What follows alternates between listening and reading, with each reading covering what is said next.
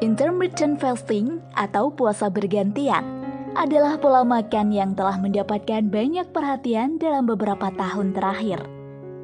Konsep dasar di balik IF adalah siklus antara periode puasa dan makan. Selama periode puasa, Anda mengkonsumsi kalori secara terbatas atau tidak sama sekali, yang kemudian diikuti oleh periode makan. Selama periode puasa, tubuh Anda melakukan berbagai perubahan biologis yang telah terbukti memberikan beragam manfaat kesehatan. Saat mendengar kata diet, biasanya sudah terbayang dengan aneka pengurangan atau pembatasan jumlah dan jenis makanan dan minuman tertentu. Akan tetapi, dalam metode ini menekankan kapan kita makan dan kapan kita berhenti makan atau puasa. Namun, untuk mencapai hasil yang positif dan menjalani metode ini dengan benar, penting untuk memahami langkah-langkah kuncinya. Berikut adalah 10 tahap intermittent fasting yang baik dan benar. Pilih pola fasting yang cocok. Pilih pola fasting yang sesuai dengan gaya hidup dan preferensi pribadi. Kita bisa menggunakan pola 16/8 yang artinya dalam satu hari, kita menjalani puasa selama 16 jam dan 8 jam waktu kita bisa makan. Cara kedua yaitu pola 5/2, yang artinya dalam satu minggu kita makan seperti biasa selama 5 hari dan menjalani puasa selama 2 hari. Keputusan pola fasting yang dipilih harus mempertimbangkan rutinitas harian dan preferensi kebiasaan makan. Makan makanan yang sehat. Pada saat berbuka puasa, sangat penting untuk makan makanan yang sehat dan seimbang. Pastikan makanan mengandung nutrisi penting seperti serat, protein, vitamin, dan mineral.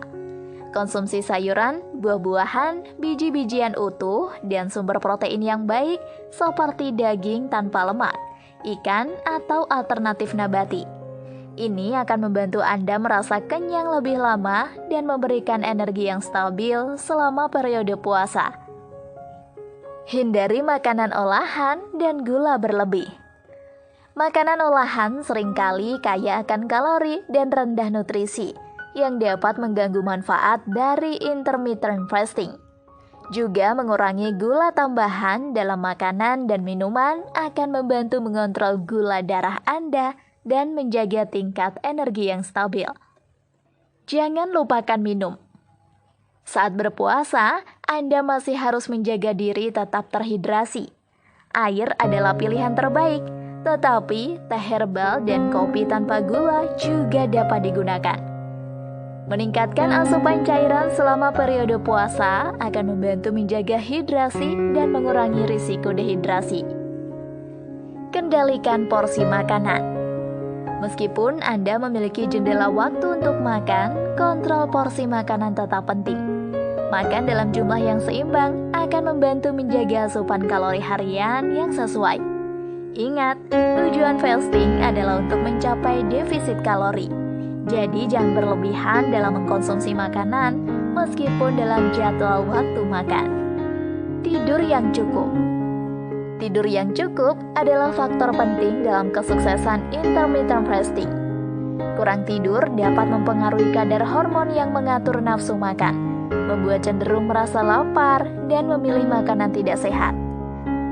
Pastikan mendapatkan tidur yang cukup agar tubuh memiliki waktu untuk pulih dan mempersiapkan diri untuk periode puasa. Bergerak aktif. Berolahraga adalah komponen penting dari gaya hidup sehat. Bahkan selama intermittent fasting, aktivitas fisik membantu meningkatkan pembakaran kalori dan menjaga massa otot. Kita tetap dapat berolahraga selama periode puasa, tetapi pastikan untuk mendukungnya dengan hidrasi yang baik. Pilih aktivitas yang sesuai dengan kekuatan dan kesiapan fisik. Perhatikan kebutuhan individu. Intermittent fasting adalah pendekatan personal dalam manajemen berat badan dan kesehatan.